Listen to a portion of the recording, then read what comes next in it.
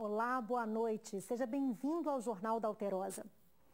Nós começamos esta edição apresentando para você o Gabriel, um adolescente daqui de Belo Horizonte que resolveu escancarar vários temas atuais no mais recente livro escrito por ele.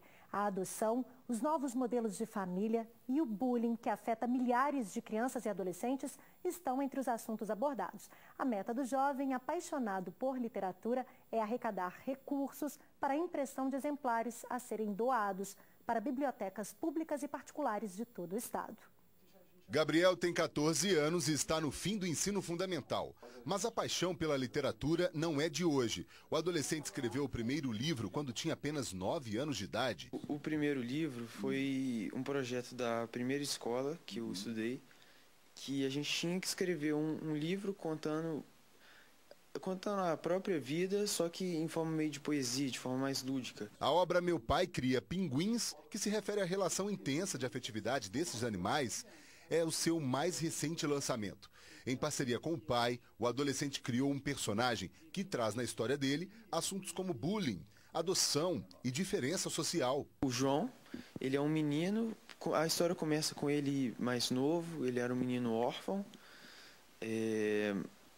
considerado diferente pela sociedade, só que ele era muito caçoado, né? Então ele tinha autoestima baixa. Então ele usa as críticas contra ele como um incentivo e percebe que não tem nada de errado em ser diferente. O pai de Gabriel se orgulha com a intenção do filho de escrever não só histórias, como também transformar vidas. Por isso, dos 400 livros impressos, 100 foram doados a escolas de BH e região metropolitana.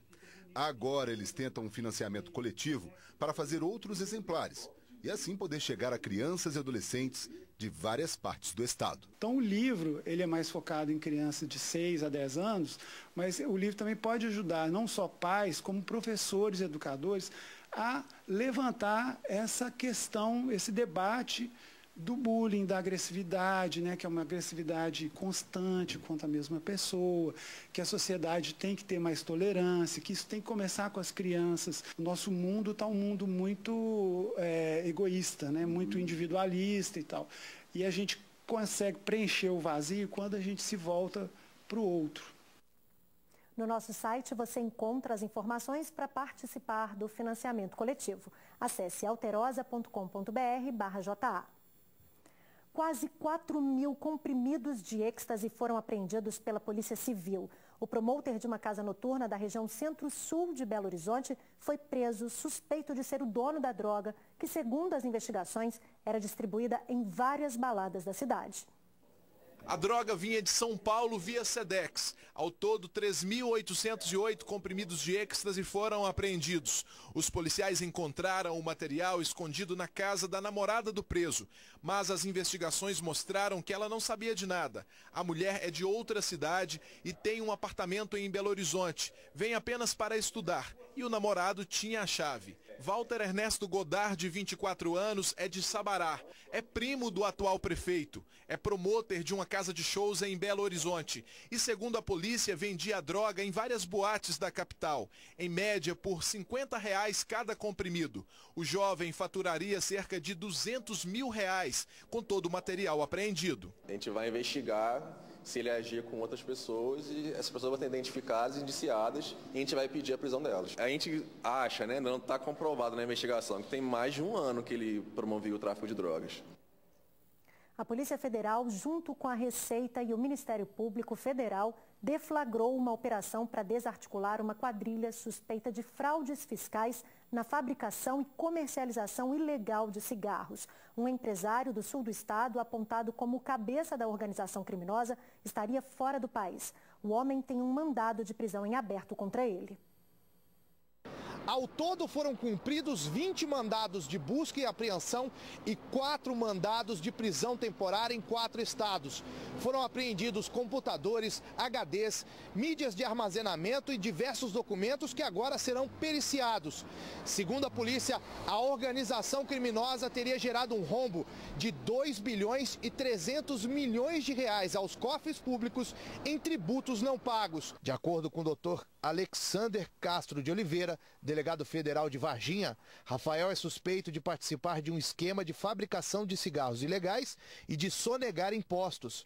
Ele já havia sido investigado pela Polícia Civil de Juiz de Fora em janeiro deste ano. No dia da operação, ele estava viajando com a mulher na Europa. Na ocasião, ele era considerado suspeito de crimes como estelionato, organização criminosa e falsificação de documentos. O empresário sul-mineiro é dono de uma empresa de investimentos que atua em 28 segmentos nos setores agrícola, da indústria e do comércio. Ele diz ter 78 CNPJs em empresas por todo o Brasil.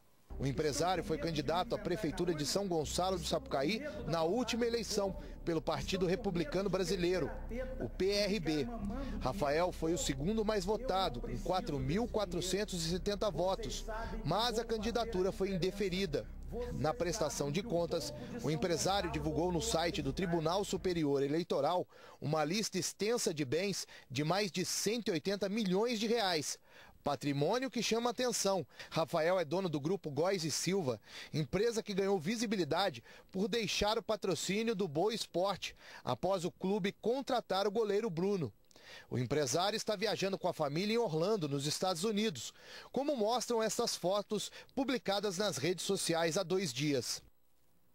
O advogado do empresário informou que Rafael Góes está mesmo viajando de férias e que aguarda o retorno dele para se apresentar à polícia. Um homem acabou preso suspeito de furtar uma central dos Correios em Betim, na Grande BH. Ele foi encontrado na laje do depósito. Só neste ano, o local já foi invadido 3 vezes.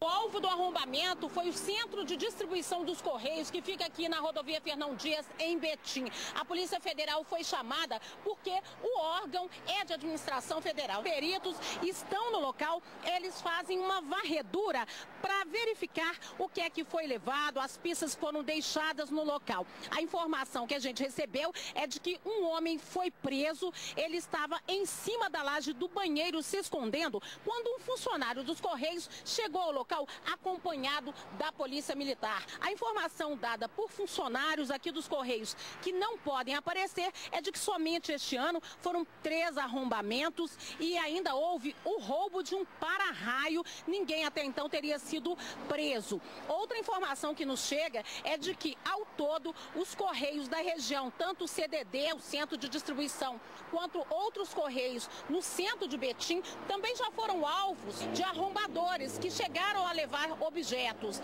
São cerca de 20 arrombamentos nos últimos 4 anos. 2 pessoas morreram em um acidente na BR-381 em Sabará, na região metropolitana. Segundo a Polícia Rodoviária Federal, um Gol e uma carreta bateram perto da saída para Vitória. As vítimas são 2 ocupantes do carro. O trânsito ficou congestionado no sentido João Molevade, com reflexos até a altura do anel rodoviário durante toda a manhã. As causas do acidente estão sendo apuradas. Motoristas do aplicativo Uber protestaram hoje em Juiz de Fora contra a fiscalização que a Prefeitura está fazendo e, segundo eles, é desnecessária. O grupo se reuniu do lado de fora da rodoviária. Segundo os motoristas, o local foi escolhido porque ali se concentram algumas ações de fiscalização. Antigamente eles viam nossos carros, eles anotavam a placa e pronto. E eles ficam do lado de fora esperando, quando a gente chega, eles anotam a gente. Isso quando não entra no nosso carro, você abre a porta, bota a cabeça lá dentro, você é Uber, você é passageiro, você estava esperando esse Uber aqui, esse cara é Uber, então quer dizer, está coagindo a gente, isso não é certo. Eles alegam que o serviço pode funcionar na cidade, devido a uma liminar da Justiça de Minas. Esses agentes fazem essas fiscalizações, fazendo com que uma lei municipal se sobreponha a uma liminar de âmbito federal ou estadual. A gente não entende isso. Os motoristas ainda disseram que as multas aplicadas acabam sendo canceladas pela Justiça. Eu acho um esforço desnecessário, porque a Prefeitura não arrecada nada com essas multas, né? Essas multas são canceladas, ninguém aqui pagou uma multa dessa até hoje. Se nós não fosse correto, eles chegariam e procuraria. Iria procriar o aplicativo. Então nós queremos paz para a gente trabalhar tranquilo, que nós também somos pais de família. Eles querem a regulamentação do serviço. A maioria aqui está desempregada, pelo menos no meu caso, eu não tenho. Minha principal fonte de renda hoje é a Uber. E é uma possibilidade que a gente encontrou de sustentar nossa família. Daqui a pouco, médicos da rede privada não podem recusar atendimento a pacientes do SUS. E ainda, preso no Espírito Santo, um dos homens mais procurados de Minas. Nós mostramos os detalhes já já. Continue com a gente.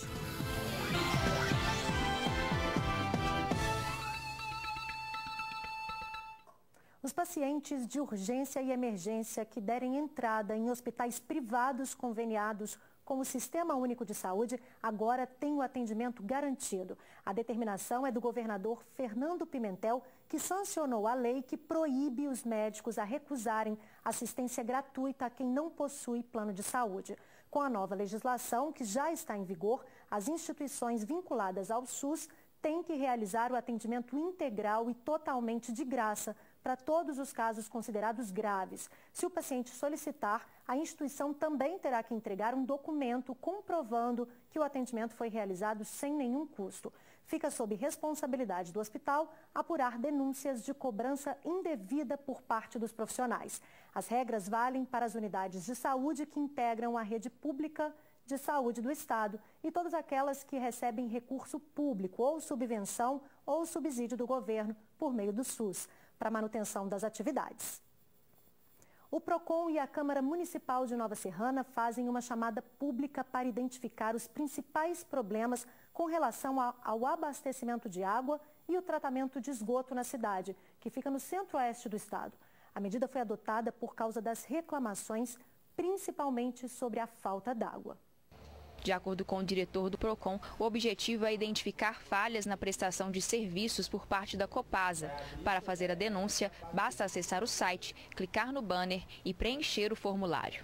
E ela vai informar a sua denúncia, todos os termos da sua denúncia, falta d'água, qualidade da água, o abastecimento de esgoto em si, e vai autorizar, tem um link onde ela vai autorizar ao PROCON juntar a sua denúncia ao procedimento administrativo que vai ser iniciado. As denúncias serão enviadas para a ARSAI, Agência Reguladora de Serviços de Abastecimento de Água e de Esgotamento Sanitário do Estado de Minas Gerais. A expectativa nossa é de um retorno da população, é para a gente acabar de definir as comissões, fazer a reunião e tomar as ações em cima das informações que nós vamos ter da população. O formulário vai estar disponível no site até a próxima quinta-feira. Até agora foi possível identificar uma grande deficiência. 100% das denúncias registradas estão relacionadas à falta do abastecimento de água em vários bairros da cidade. Segundo o PROCON, os bairros mais prejudicados pela falta d'água em Nova Serrana ficam na região leste,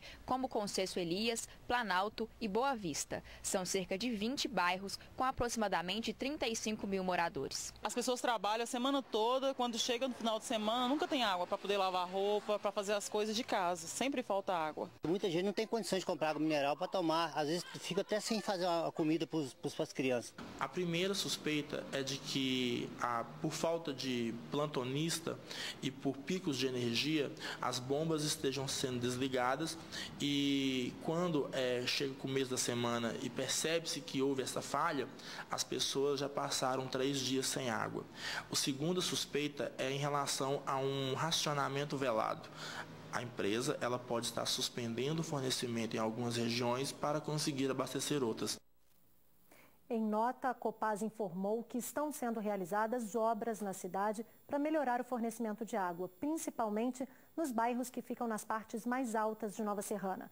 Informou ainda que não há nenhum problema com relação à qualidade da água fornecida à comunidade e que cumpre todos os padrões de potabilidade exigidos pelo Ministério da Saúde. A massa de ar frio que avança sobre o sul e o sudeste do Brasil deve deixar a sensação térmica em Belo Horizonte em 0 grau até o fim de semana. Vamos ver agora a previsão do tempo para esta quinta-feira em todo o estado.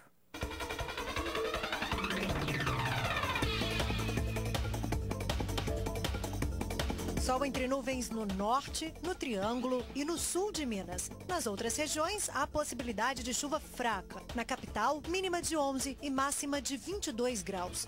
A temperatura vai de 16 a 27 em Cuparaque, de 8 a 20 graus em Borda da Mata. Fica entre 15 e 28 em Carneirinho. E em Jaíba, mínima de 14 e máxima de 26 graus. Um dos homens mais procurados de Minas foi preso no Espírito Santo. Ele já havia sido condenado por 2 crimes. Um deles pela morte de um policial militar há mais de 10 anos em BH. Renato Pereira de Souza era um dos criminosos mais procurados pela Polícia Civil do Estado. O homem de 32 anos, que já era condenado a 45 anos e 8 meses de prisão por crimes de homicídio e latrocínio, roubo seguido de morte, fugiu depois que conseguiu um benefício da justiça. Na delegacia, ele se enrolou, negou alguns crimes, mas depois disse que estava arrependido. Eu ganhei tecido e não voltei, mas agora eu vou cumprir de novo, vou pagar minha pena. Pô, já arrependi de tudo que eu fiz, estava trabalhando. Renato foi recapturado em Vitória, no Espírito Santo, com a ajuda de policiais civis capixabas. Ele estava na casa de um irmão que, segundo as investigações, não tem ligação com o mundo do crime. O Serviço de Inteligência da Polícia Civil estava em busca de Renato há quase 1 ano. O homicídio do qual ele já havia sido condenado foi o que terminou com a morte de um sargento da Polícia Militar em agosto de 2005, no bairro Paquetá, em Belo Horizonte. Altemar Rogério de Campos, na época com 35 anos, foi assassinado na garagem de casa. Depois de ser surpreendido por 2 homens, a polícia confirma ainda que Renato se preparava para cometer crimes também no Espírito Santo. Apesar de estar distante do estado de Minas, ele ainda mantinha um elo com criminosos que atuam em Belo Horizonte e região metropolitana. Então, ele já tinha interesse e demonstrava que iria expandir os negócios de escusos ilegais daqui de Minas para aquele estado. 2 jovens acabaram presos suspeitos de invadir e furtar um supermercado em Sarzedo, na Grande BH. Um terceiro homem está foragido. As imagens mostram quando os 3 homens entram no supermercado. Eles vão até o corredor e arrombam a porta da tesouraria. Antes de entrar, um deles vê a câmera e vira o equipamento. A ação dos assaltantes leva cerca de 20 minutos. Eles usam uma alavanca para arrombar os 2 cofres e retiram de lá vários malotes. As câmeras também flagram a saída dos criminosos. Os homens carregam malotes e uma mochila. Tudo indica que os ladrões entraram pela lateral do prédio. Há marcas dos pés deles aqui nesse muro. Em seguida, eles teriam então escalado e ganhado a parte interna do supermercado. A gente pode ver que a cerca de segurança foi violada. No momento em que os militares chegaram, eles ouviram o barulho dos ladrões em cima do telhado, mas foram pegos com a boca na botija. O helicóptero da polícia chegou e 2 homens acabaram presos. Um terceiro fugiu. Uma alavanca, um pé de cabra e uma turquesa, usados pelos ladrões, foram deixados para trás e apreendidos pela polícia. Os autores presos em flagrante foram trazidos aqui para o pelotão da Polícia Militar no centro de Sarzedo. São estes 2 jovens, ambos de 20 anos. Esse aqui da jaqueta marrom é o Lucas Pereira da Silva e ao lado dele o Kaique Richard Alves da Silva. De acordo com a polícia, eles são da região de Santa Luzia. Eles arrombaram, né, 2 cofres da empresa, né? Obtiveram aí, esse montante em dinheiro, tentaram evadir pelo telhado, mas com a ajuda da nossa aeronave a gente conseguiu realizar a prisão dos 2. Daqui a pouco, IPs mudam o cenário do inverno na capital. O Jornal da Alterosa volta em instantes. Fique com a gente.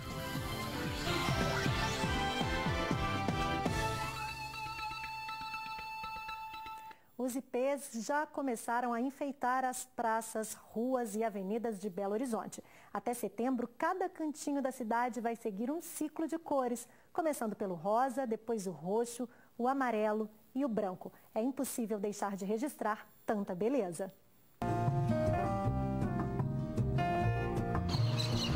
Por causa deles, a Praça da Liberdade já começa a ganhar aquele colorido peculiar. Está muito legal mesmo, bucólico, né? É linda, parece uma pintura. Parece um parque da Europa até aqui, de tão lindo que tá. Os ipês floridos, das espécies rosa e roxo, embelezam a paisagem e deixam até as curvas de Niemeyer mais charmosa, mais poética. Não é só o vento que promove esta chuva de flores que cobre o gramado e as calçadas. Em busca de comida, as maritacas fazem a festa delas e da criançada. Vocês estavam disputando quem pegava mais flor? Aham. E aí, quem ganhou? Empatou. E o ambiente cria o clima perfeito para eternizar um álbum de fotos. Fazer uma foto onde você capta mesmo a natureza e a beleza da pessoa, do ser humano, né? Então você capta tudo junto ali. Eu acho que dá um diferencial muito grande na foto. Os ipês dessa espécie, que deixam o inverno mais charmoso, devem florir até setembro. Depois tem os amarelos e os brancos. E com tanta beleza, até aquele momento mais chato, parado no sinal de trânsito, fica mais agradável. Dá uma curtida, você sempre curte isso aí, é muito legal. A melhor coisa que tem nessa época são essas plantinhas lindas, maravilhosas. Lindo mesmo. O Jornal da Alterosa termina aqui. Fique agora com o SBT Brasil. A gente volta amanhã a partir das 7h15. Até lá e boa noite para você. Tchau!